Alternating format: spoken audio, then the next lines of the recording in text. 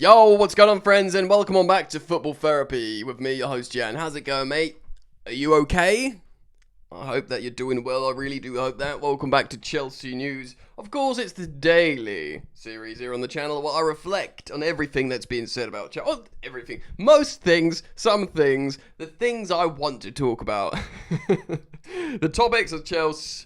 I'll give you my thoughts on it. More importantly, as always, asking for yours, opening up to the community here on Football Therapy. And today, we got a few things to get through. Of course, there's been the cup draw. Yeah, we know who we're playing in the Football League Cup, the Carabao Cup. What else? Injury updates, injury news, Wagwan with Parma and Denman. Apparently, there is cash reserves for January reinforcements. You would have seen these news story floating around the media in the last couple of days, but what does that mean? Will we go in for a January transfer? Will we hit the panic goalkeeper button? The small stuff on Maignan, because of course Manchester United, I've been looking at Maignan, but who would he prefer, Chelsea or Man United? A bit on that as well. And you've probably seen it, again making headlines, Gary Neville speaking about the clause for Harry Kane and saying, he should go to Chelsea. And remember, there was a time, I'll say not too long ago, a few years ago now, Harry Kane was building a house near Chelsea's training ground, and we all went, ooh. I think that was before Pochettino arrived at Chelsea, and then Poch arrived, and it was like, it's a done deal. Kane to Chelsea, surely. I tell you what, watching him play the other day against us and watch how he's been playing in the Bundesliga and then how he's dropping deep and facilitating wingers and scoring thousands of goals, I think Harry Kane is going to be one of these players that doesn't necessarily goes to Messi and Ronaldo age, but will go to maybe Lewandowski age, which is a few years yet. We played Thiago Silva into his 40th year. I was going to say 36th year. We played him as a 40-year-old, didn't we? Anyway, we'll get into that. Keep your powder dry. Keep it locked. Thank you for joining me as always. We are on the road to 200,000 subs. The slow glacial drip road. I will get there one day. Gosh darn it. We'll do it together. Please do consider liking and subscribing, commenting, sharing, and dropping your hype points down here somewhere. Please, sir, drop your hype points in. Let's go. Well, where do we start? Surely we have to start at the cup draw. I'll go in full, just for context and vibes. It's the fourth round. Arsenal have drawn Brighton and Hove Albion at home, which ain't easy. That's quite literally the fixture we have this weekend, and I'm frightened. So, yeah, that's what they've got. Brighton at home. Grimsby Town, of course, have felled Manchester United. And as a sort of reward, they've got Brentford at home, which, by the way, ain't the worst thing. I know Chelsea fumbled against Brentford massively, but they are fluctuating. And Grimsby might be able to play it away at home that, they get something out of Brentford, so they won't be too dissatisfied with that. Manchester City continue what they do absolutely every single year under Guardiola, with no the only time he didn't get Football League opposition is when he drew Chelsea twice at home. But fortunately for him, it was Graham Potter's Chelsea in the FA Cup and the League Cup. And that was, really unlucky for Potter, but we got slapped both times. So they've drawn Swansea. A bit of a tasty matchup, a bit like Arsenal-Brighton, is Newcastle at home to Spurs. That will genuinely be a tight game. Wrexham have got Cardiff. Liverpool have got Crystal Palace. So it is at Anfield, rather frustratingly. But Ollie Glasner, he'll look at the Community Shield and he'll fancy it. I mean, it's an away ground, so we'll see what happens. But Liverpool, if they're off it even a little bit, I'm waiting for that Liverpool trip. The fumble. Wickham at home against Fulham. And Chelsea. Chelsea have got Wolves away. It's kind of in the middle, really, isn't it? It's a Premier League team away from home. It's not Grimsby Town at home, or a Wickham or a Wrexham or even a Cardiff at home. it's a Wolves away. So it's kind of in the middle. You know, we could have got City, Tottenham away, Arsenal, Brighton away would have been worse, Newcastle away, Liverpool away, Palace. So yeah, I'd say it's a pretty good draw. It's leaning on the good, but you know, certainly there's a lot easier draws out there that we could have stumbled upon. All right. Let's talk about injuries, keeping the good news going. I'm going to get this from journalist Jake Stokes on football.london. It's going to go through the multiple players that are unavailable, starting with Cole Palmer, of course, the one that's got all of us shaking in our respective boots. I've removed him from my fantasy Premier League team, and so that should magically heal him, because that's how it works. He was forced to come off, of course, with a groin injury at Man United. It's a recurring theme. Maresca spoke about that. The return date is unknown. There's some speculation in the air that Palmer will and perhaps should be out for a few weeks to properly get over this groin complaint. I'm going to make a joke about you take her home and then she issues a groin complaint to you. I don't know, it needs work. Hey, come on, it's all I got. Romeo Lavia. Lavia has recently returned to training. But he's yet to feature for Chelsea this season. Yeah, Schrodinger's footballer returns to your headlines. In fact, the 21-year-old midfielder hasn't played for the Blues since we stormed past Benfica. I mean, in the end, a stoppage. Stormed as well. I like that use of word because it was stopped for a storm. And the Carabao Cup in 16th June. Oh, sorry, round 16 in late June. Excuse me. Maresca said, no, Lavia and Badiashile, they're not back for the game against Lincoln. Unfortunately, they both took part in a session. That's good news. Hopefully they can be available very soon, but they're not available tomorrow. So there's speculation here that both Benoit Badiashile and Romeo Lavia could be available for the weekend. I'm not counting any chickens. And certainly I can't imagine either would start. But bringing either off the bench would be very, very useful. I know Lavia is meant to be this hugely high-ceiling player that could change the way Chelsea play. And Benoit Badiashile has had a couple of good moments and actually quietly percolating in the background.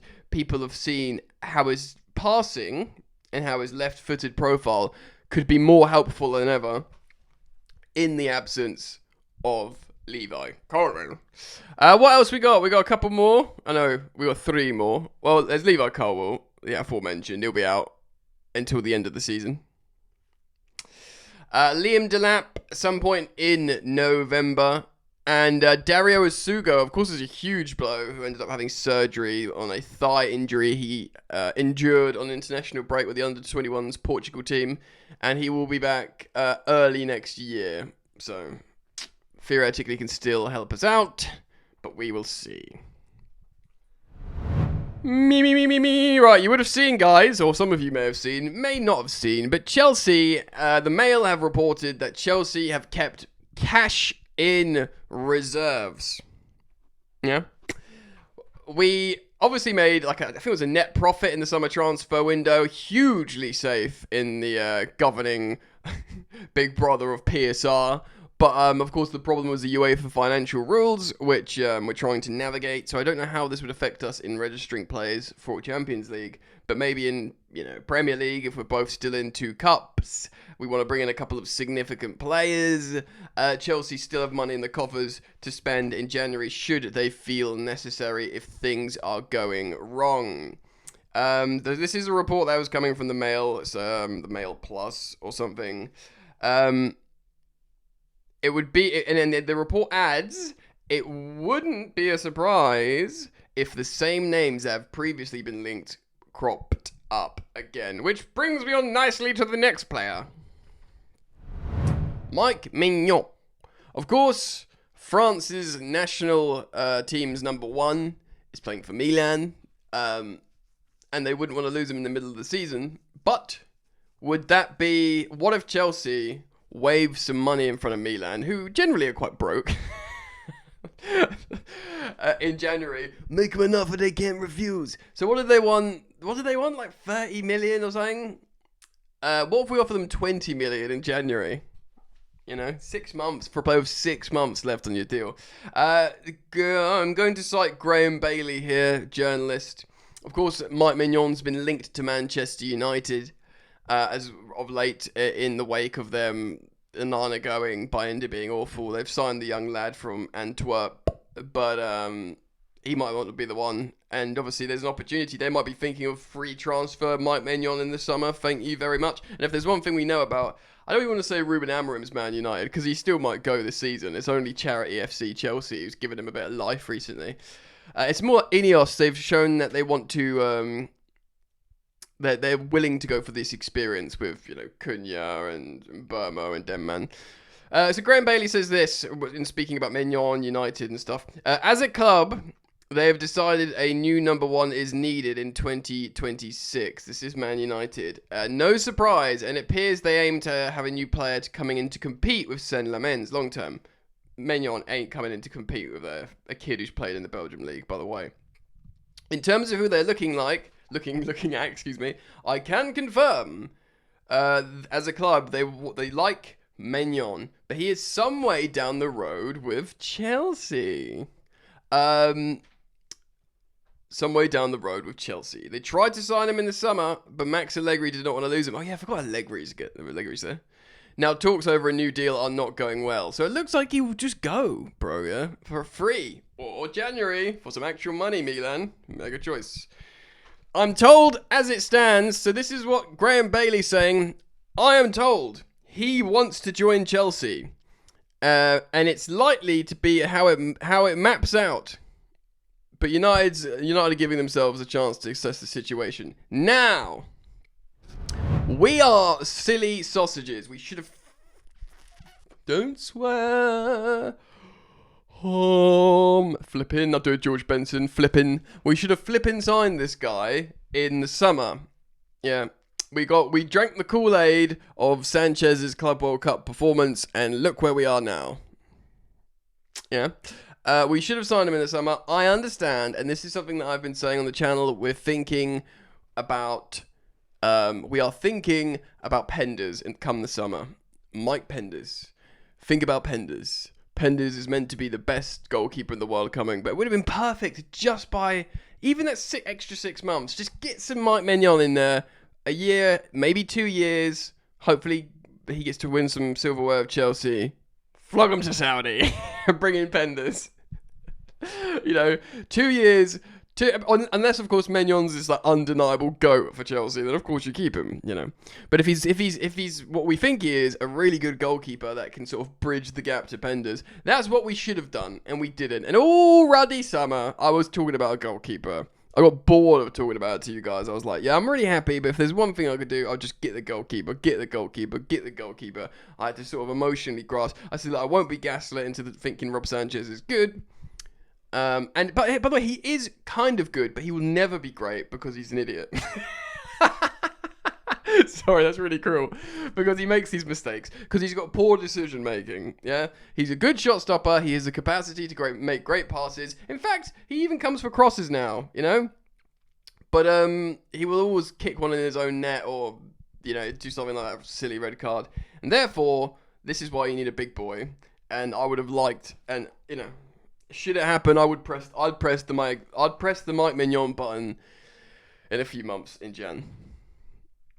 Alright, let's go a bit spicy and fun and talk about Hazard. Harry Kane, still very good. He's still very good. Scores lots of goals. Yeah, he does. Let's just see how old he is exactly. Let's all sort of occupy the space in remembering we had a 40-year-old Thiago Silva. So he's 32. He doesn't turn 33 until just before next season. Now, he plays very well, Kane, when he's fit and when he's, as in like he's not being overplayed.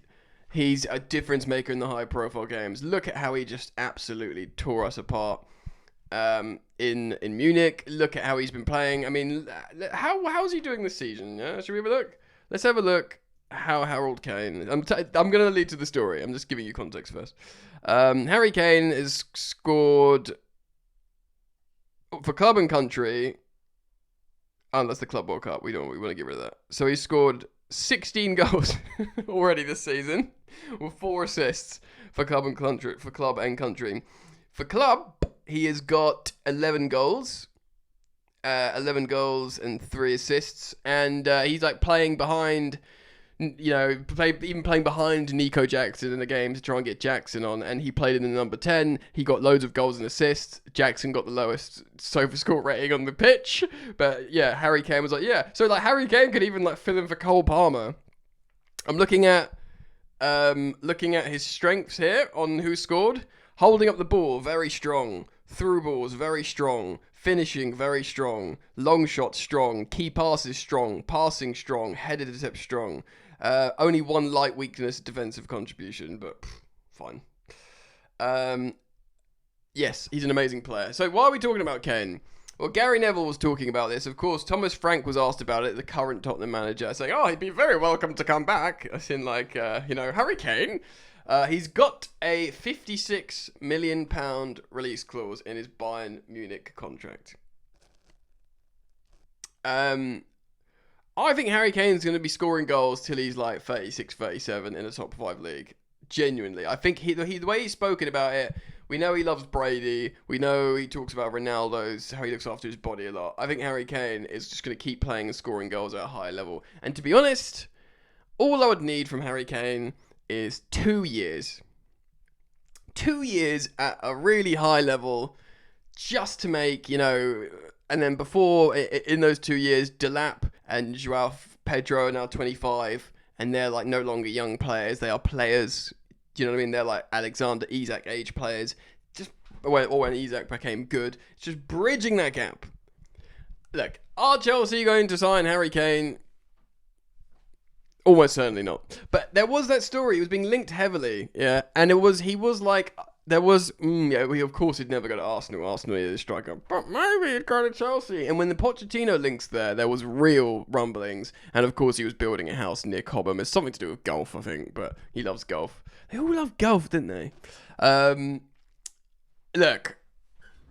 Obviously, the wages would be an issue. Although... they did say they would break their wage structure in certain instances, but, he's the kind of player, he's the kind of player that you bring in and you leave our Colwills, your Cole Palmers, Denman, they go, okay, well, obviously, like, 32-year-old Harry Kane, captain of England, scored 1,000 goals. Yeah, he can have a bit of money. Do you know what I mean? It's just when you bring in this, like, Peruvian kid who's never played in Europe and you want to give him 50k a week more than me, that's when they get, annoyed. But if there's anyone when they're like, yeah, well, fine, yeah, fine, hey, Kane, he can have more money, it will be him. It wouldn't be hard to argue with the squad. That, do you know what I mean? Anyway, it's all theoretical in that sense. Let me know what you think, guys. Please leave your thoughts down in the comments. Thank you for joining me as always. Yeah, thank you for liking and subscribing, commenting, sharing, hyping, yada yada yada. And I do hope to see you back here soon. Take care, peace.